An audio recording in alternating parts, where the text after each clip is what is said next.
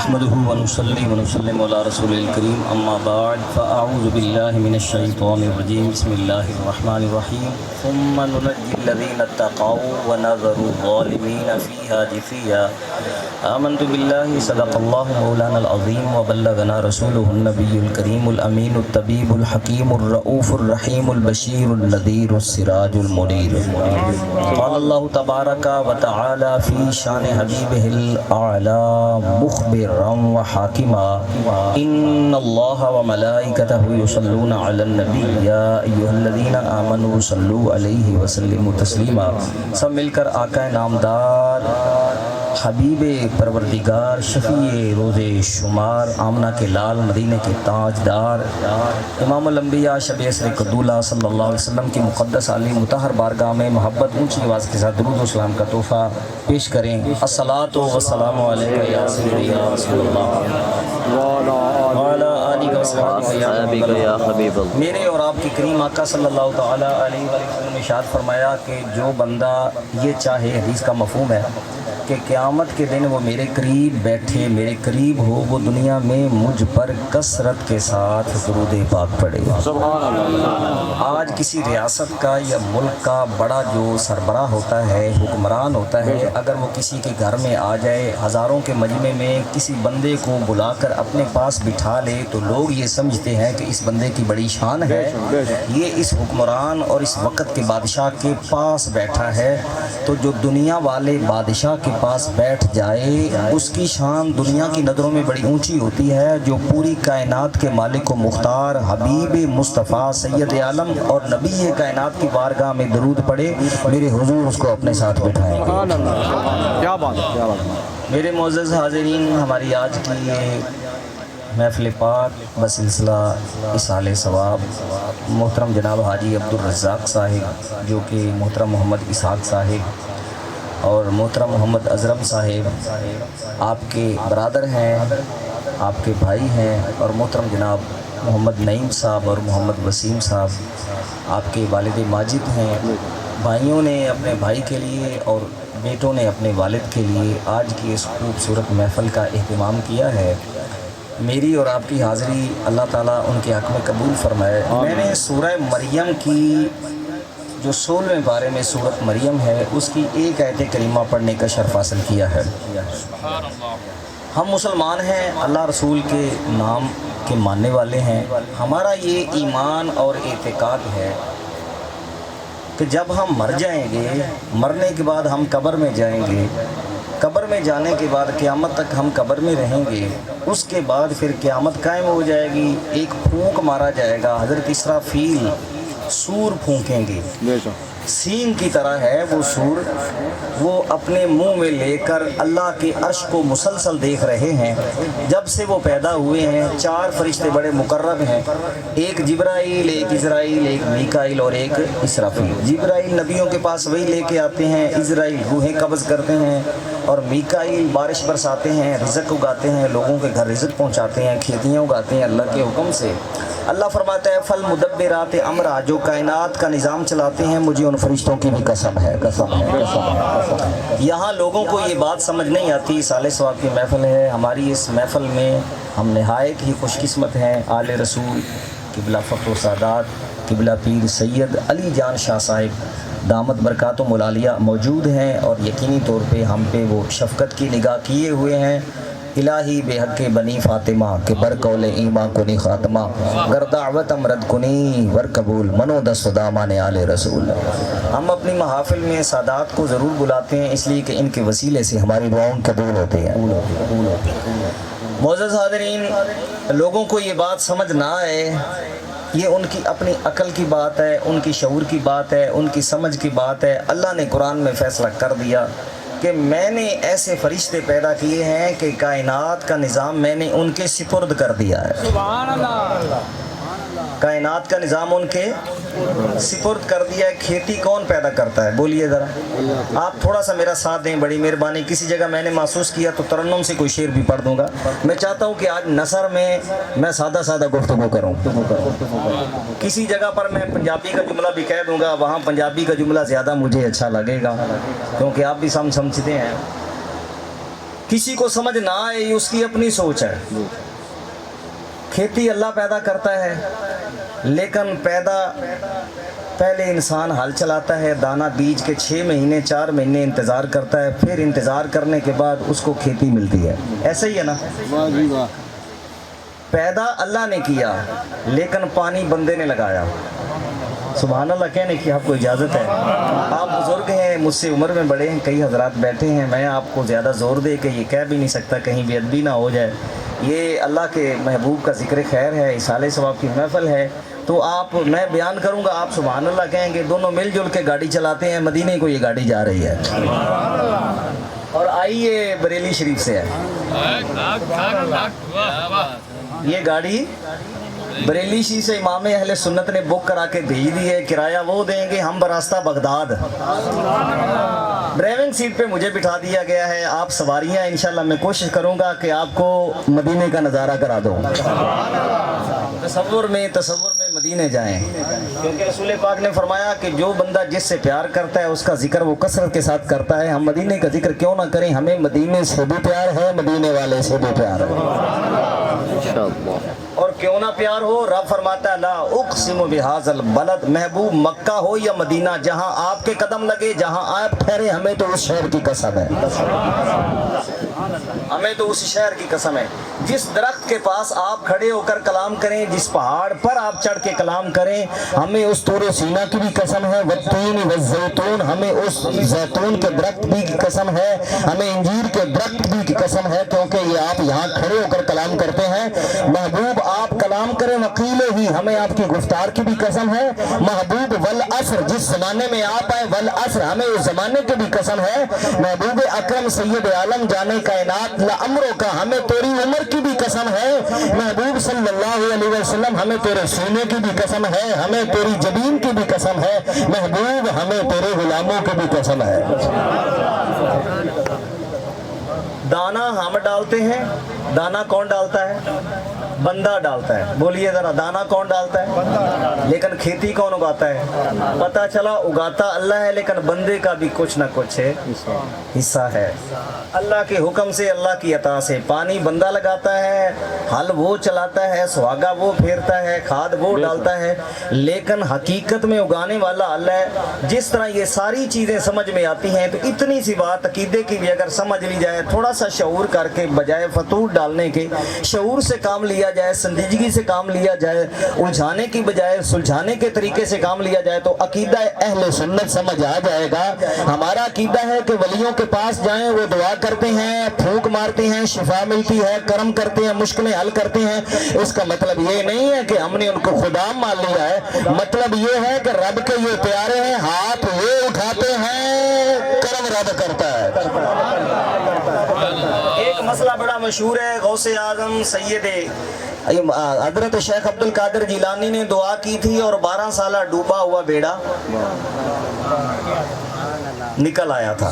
12 سالہ ڈوبا ہوا بیڑا. یہ مسئلہ اگر آپ کہیں تو میں قرآن سے ثابت کر دوں. قرآن پاک میں موجود ہے مسئلہ کہ حضرت سیدنا موسیٰ علیہ السلام اور حضرت خضر علیہ السلام دونوں سفر کر رہے تھے، کشتی میں یہ سوار ہو گئے. جب دریا کے کنارے اترے تو انہوں نے کرایہ نہیں لیا. بعض دفعہ جب ہم بسوں پہ سفر کرتے تھے، اب تو اللہ کے کرم سے اپنی سواری ہے، تو ہمارے بعض واقف لوگ مل جاتے تھے. وہ کہتا تھا کہ حضرت صاحب سے، مولانا صاحب سے کرایہ نہیں لینا، ان کا کرایہ میں نے دے دیا. کئی واقف لوگ ہمارا کرایہ بھی دے دیتے تھے. بلکہ ایک جگہ تو میں پمپ پہ گیا تو ایک بندے نے تو میرے وہ تیل کے پیسے بھی دے دیے. ان کی محبت تھی. بعض ایسے محبت والے لوگ مل جاتے ہیں. تو حضرت موسیٰ کو، حضرت خضر کو انہوں نے پہچانا کہ یہ بڑی شان والے لوگ ہیں، ان سے کرایہ نہیں لینا. کشتی والے نے کرایہ نہیں لیا، تو جاتے جاتے حضرت خضر نے پھٹا تروڑ چھڑیا، تختہ، کشتی کا تختہ وہ توڑ دیا. حضرت موسیٰ جلال میں آگے فرمانے لگے، ایک دے انہاں اپنے کو کرایہ کوئی نہیں لیا. سبحان اللہ. تھوڑا سا ساتھ دیں گے آپ؟ بڑی مہربانی آپ. یہ ختم کی محفل ہے. اللہ اس والد ماجد کو، حاجی صاحب کو غریق رحمت فرمائے. لیکن امید ہے کہ یہ ہماری محفل اللہ قبول فرما کے مرحوم کی بخشش فرما دے گا. تھوڑا سا میرا ساتھ دیں گے تو انشاءاللہ ذوق بن جائے گا. آپ نے فرمایا ایک تو انہوں نے ہم سے کرایہ نہیں لیا. کوئی بندہ مجھے کہے کہ مفتی صاحب ہمیں بھی بلاک والے वाले पुल तक लेते जाना, हम उसको लेकर साथ चले जाएं, वो उतरते हुए हमारा दरवाज़ा ही तोड़ दिया। हम कहें भाई अच्छा आपको हम लेके गए, हमारा दरवाज़ा ही आपने तोड़ दिया। हज़रत मूसा अलैहिस्सलाम ने ये फरमाया, एक तो इन्होंने हमसे किराया नहीं लिया, दूसरा आपने इनका तख्ता तोड़ दिया। फरमाया क्या हुआ? तोड़ दिया तो मैं जोड़ भी दूंगा। फरमाया वो कैसे? फरमाया तोड़ा क्यों है, हिकमत बता। कहने लगे तख्ता तो 150 का है, ये जो कश्ती पूरी है ये हजारों लाखों की है। आगे एक जालिम बादशाह खड़ा है, जो सालिम कश्ती होती है वो पकड़ लेता है, जिसमें ऐब होता है वो नहीं पकड़ता। ये बच्चे हैं, इन्होंने हम पे एहसान किया, किराया नहीं लिया, मैंने भी इन पे एहसान किया है। तवज्जो से मेरा जुमला सुनना, मैंने भी इन पे एहसान किया है। अगर इनकी कश्ती सलामत रहती तो वो बादशाह पकड़ लेता, ये कश्ती से महरूम हो जाते। मैंने एक तख्ता तोड़ के ऐबदार कर दिया है, ये ऐब वाली होगी, वो पकड़ेगा नहीं, इनकी कश्ती बच जाएगी। 150 का फट्टा है, नया लगवा लेंगे। पता चला थोड़ी सी मुश्किल आ जाए, परेशानी आ जाए, घबराहट आ जाए, गुलाम मुस्तफा घबराते नहीं, अल्लाह उसकी बरकत से बड़ी मुश्किल को दूर कर देता। क्या बात। राह जाते जाते एक्सीडेंट हो जाए, पाँव में चोट लग जाए, घर में बीमारी आ जाए, परेशानी आ जाए, कारोबार में नुकसान आ जाए, कभी रब का गिला ना करें, कभी रब की नाशुक्री करें। कोई ना कोई हिकमत है, कोई ना कोई राज है, अल्लाह चाहता है मेरे नबी का गुलाम है।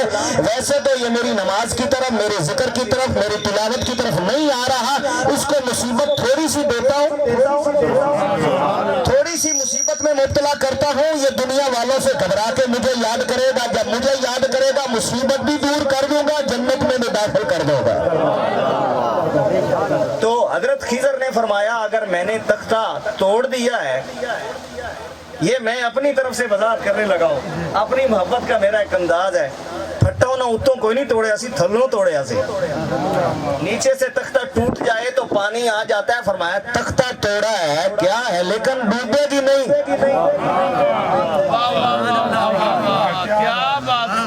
डूबेगी, ये कश्ती डूबेगी नहीं। मेरे इमाम अहले सुन्नत मुजद्दिद दीन मिल्लत कुश्ता इश्क मुस्तफा वफादार इमाम आज़म आप फरमाते हैं कि कश्ती तुम्हीं पे छोड़ी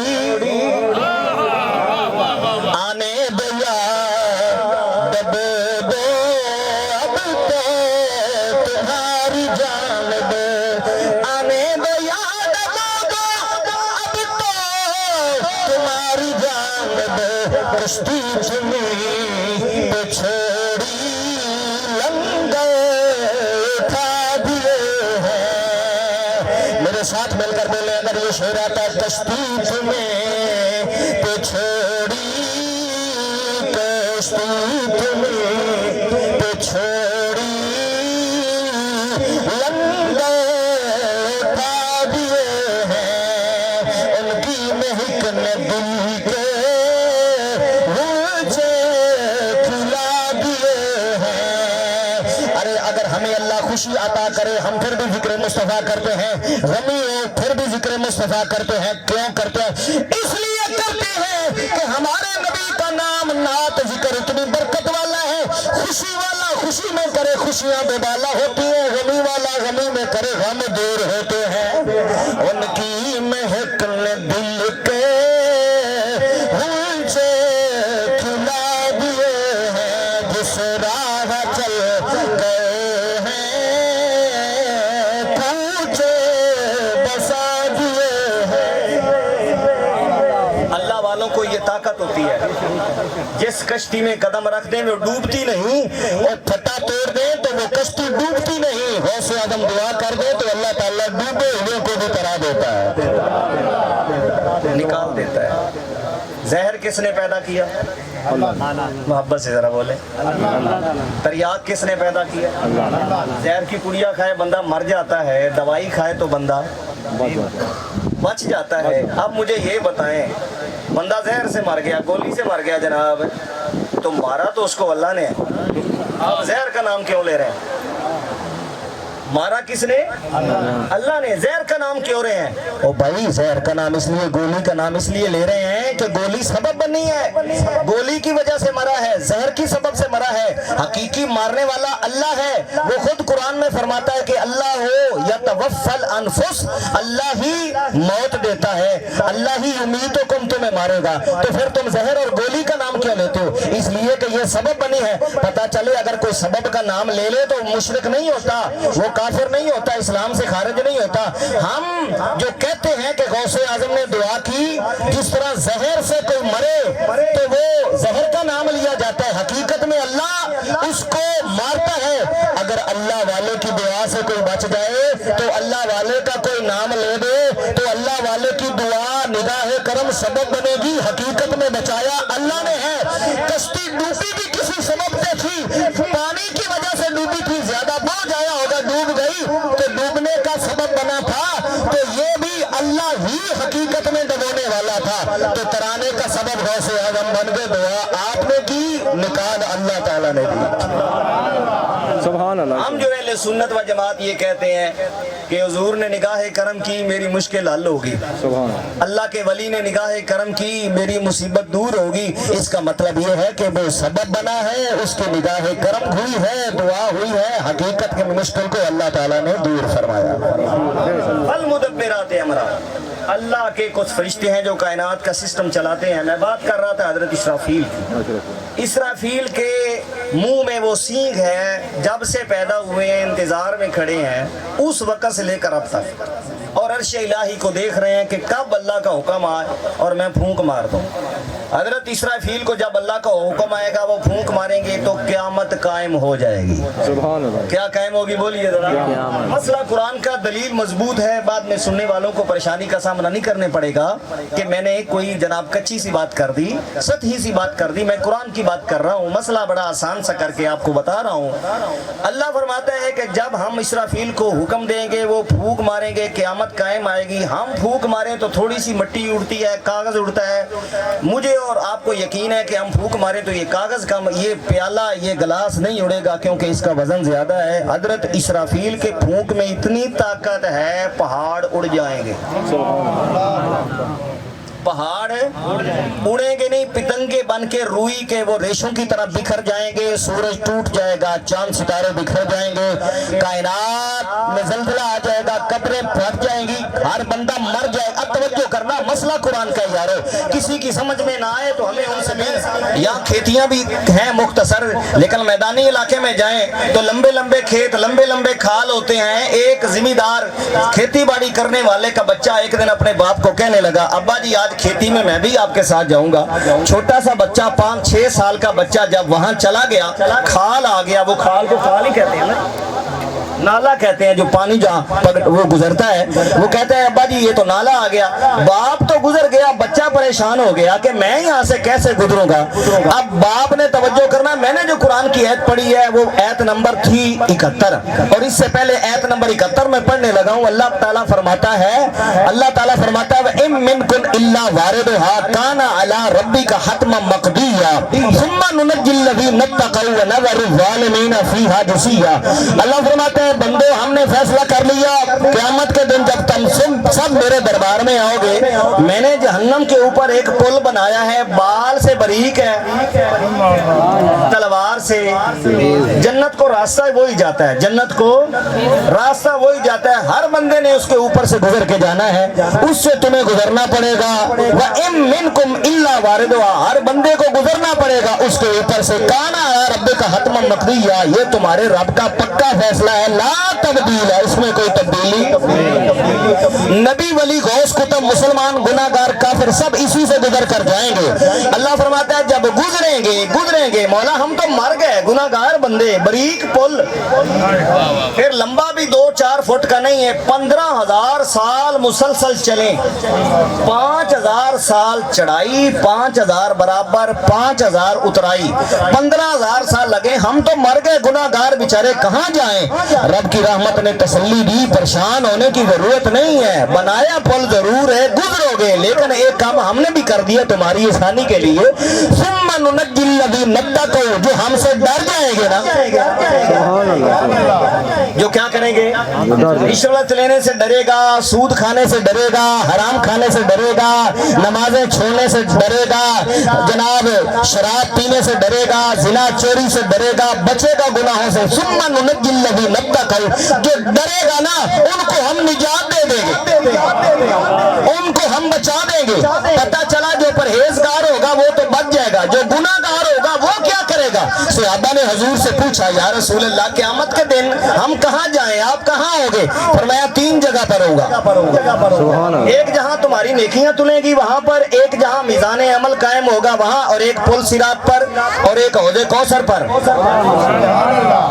میں ڈڈیال میں آ جاؤں، حضرت مولانا قبلہ کاری میرے برادر طریقت علی مراد خان صاحب حاجی صاحب، میں پوچھوں آپ اس وقت کہاں ہیں، یہ کوئی مجھے مشہور سا چوک بتائیں، مقبول جناب وہ چوک جو ہے بٹ سویٹ، میں وہاں کھڑا ہوں، یہ مجھے کہیں یا میں پلاک والے پل پہ ہوں گا یا کسی تیسری جگہ کا نام لوں، تو اب یہ کہ میں تینوں جگہوں میں سے کسی ایک پر ہوں گا۔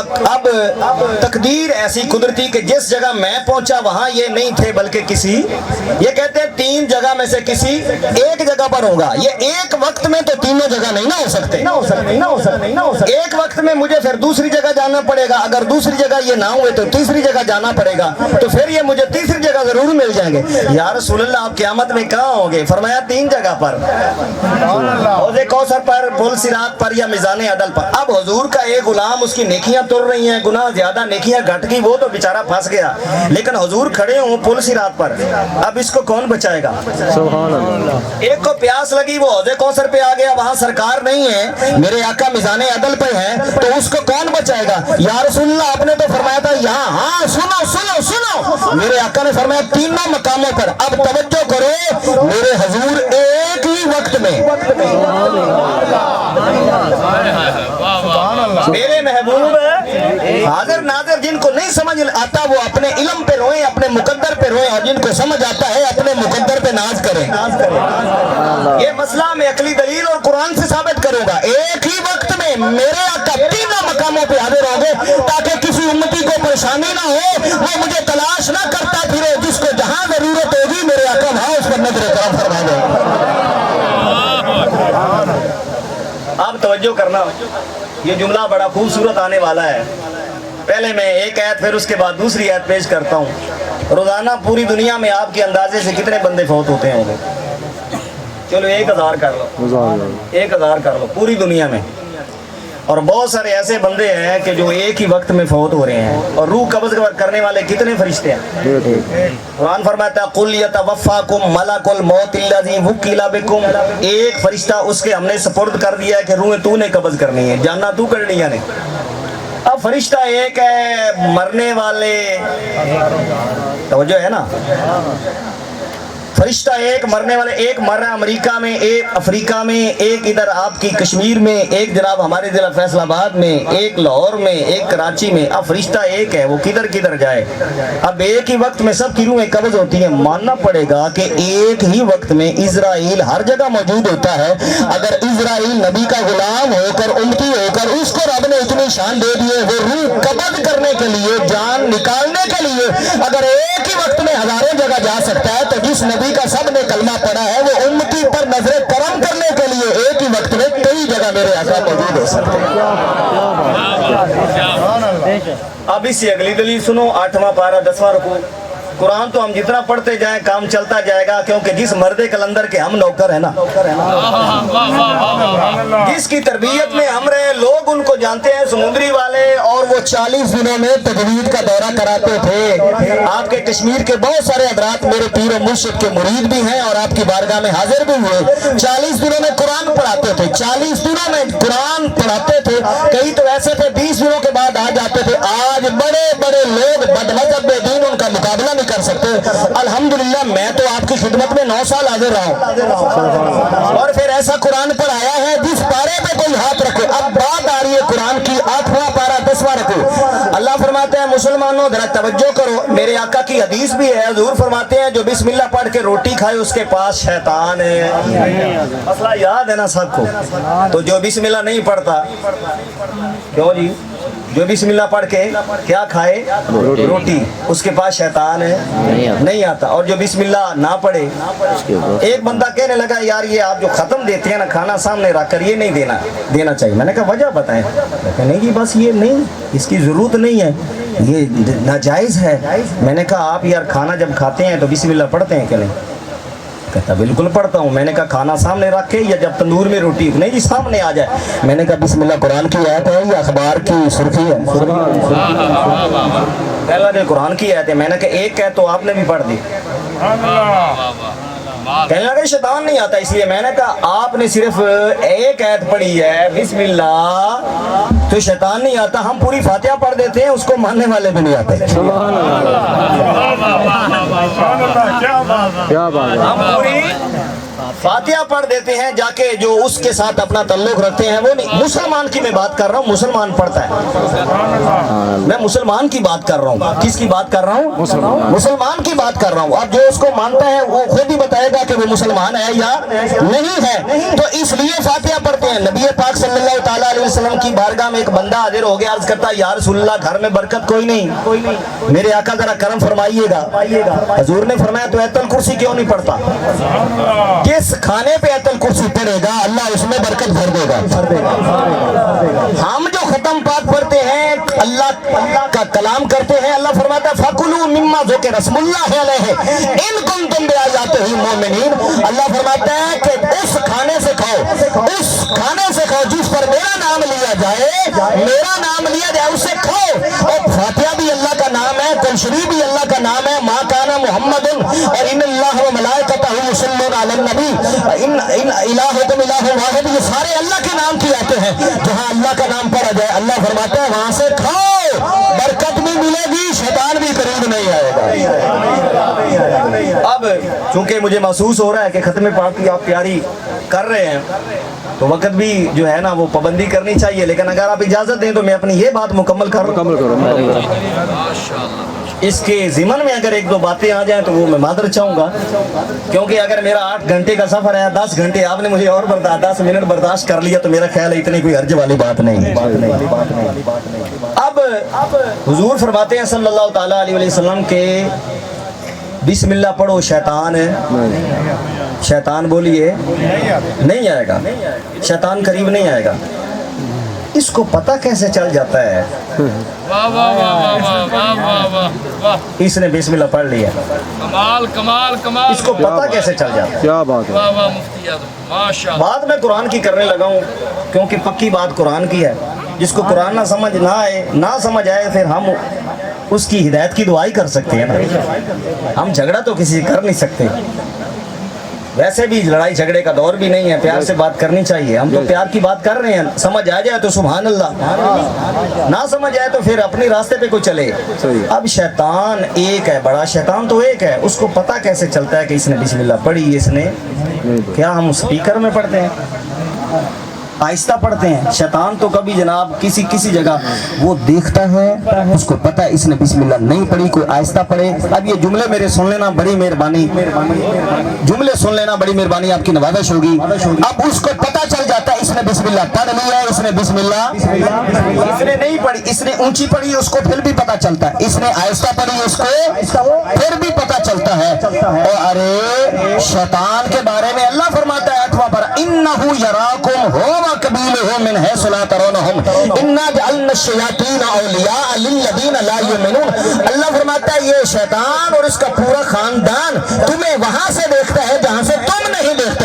میں نے کہا جو رب کی بارگاہ سے مردود ہو گیا ہے، جو رب کی بارگاہ سے مردود کر کے نکال دیا گیا ہے رب کی مخلوق، لیکن رب کا دشمن ہے، گھٹیا ترین مخلوق ہونے کے باوجود، اس کے باوجود رب نے اس کو اتنی طاقت دے دی ہے. پوری دنیا میں جہاں بھی کوئی ہو ہر مسلمان کی بسم اللہ سنتا بھی ہے، اس کو دیکھتا بھی ہے. کوئی ایسا اونچی پڑے. میں نے کہا شیطان کے بارے میں تو یہ تیرا عقیدہ ہے کہ وہ بسم اللہ سن بھی لیتا ہے، دیکھ بھی لیتا ہے پڑھنے والے کو، تو جس محبوب کے لیے رب نے کائنات بنائی ہے کیا وہ تیرا درود نہیں سن سکتا؟ کیا بات ہے. کیا وہ محبوب درود پڑھنے والے کو دیکھ نہیں سکتے؟ جب ہم ختم دیتے ہیں تو سب سے پہلے حضور کی بارگاہ میں دعا پیش کرتے ہیں. کس کی بارگاہ میں؟ حضور کی بارگاہ ہیں تو وہ جناب ہدیہ پیش کرتے ہیں تاکہ پہلے حضور کی بارگاہ میں قبول ہو جائے. سرکار کی بارگاہ میں جب یہ تحفہ چلا جائے گا حضور کے صدقے سے ہماری ماں باپ بہن بھائی جو پیارا دنیا سے گیا ہے انشاءاللہ اللہ نے چاہا تو اس کی بھی بخشش ہو جائے گی. معزز دوستو, میں آخری ایک واقعہ کی طرف اشارہ کرتا ہوں, اپنی بات کو ختم کرتا ہوں. آپ کسی چلے جائیں پھل لینے والے کے پاس, کس کے پاس چلے جائیں؟ تقوی کی بات کر رہا تھا جو متقی اور پرہیزگار. ایک بات میری رہ گئی, اس کی وضاحت کر دوں کہ بچہ کہنے لگا ابا جی یہ نالا میں نے بھی برداشت کرنا ہے, تو باپ پتا کیا کرتا ہے, باپ ایک پاؤں ایک طرف رکھتا ہے, دوسرا پاؤں اب وہ بچے کو پکڑتا ہے, بچے کو پکڑتا ہے اور بچہ روتا نہیں ہنستا ہے. جب وہ اٹھاتا ہے نا ایک بازو سے پکڑ کر, ایک سیکنڈ میں دوسرے کنارے, ایک سیکنڈ میں دوسرے کنارے, بچہ ہنستا ہے. کیوں کہ پار کرانے والا باپ ہے. مانا پل صراط بڑا باریک ہے, سبحان اللہ. کیا مانا پل صراط بڑا باریک ہے, لیکن ہمیں یہ امید ہے, اعتقاد ہے, یقین ہے آقا وہاں ہوں گے. میرے اعلیٰ حضرت نے فرما دیا رضا پل سے اب وجدی کرتے گزریے, رضا پل سے اب وجدی کرتے گزریے کہ ہے رب سلم صدائے محمد صلی اللہ, درود پر سارے پڑھے گا, صلی اللہ علیہ وسلم. خدا کی رضا چاہتے ہیں دو عالم, خدا کی رضا چاہتے ہیں دو عالم, خدا چاہتا ہے رضا محمد صلی اللہ علیہ وسلم, صلی اللہ. اے مولا ہم گناہگار ہیں, بدکار ہیں, سیاکار ہیں, مجرم ہیں. تو فرماتا ہے جو متقی بن جائے گا, جو پرہیزگار بن جائے گا, ہم اس کو بچائیں گے. تو ہمیں کیسے بچائے گا؟ ذرا توجہ کرنا. آپ پھل لینے کے لیے جائیں, جو ریڑھی والا ہوتا ہے, چھاپڑی والا, اس نے موٹا موٹا پھل سامنے رکھا ہوتا ہے, جس میں عیب ہوتا ہے اس کو تھوڑا سا ایسا ہی ہوتا ہے نا, وہ ریٹ بتاتا ہے زیادہ قیمت اچھے پھلوں کی. کبھی سمجھدار دکاندار نے عیب والی چیز سامنے کبھی رکھتا ہے, وہ تھوڑی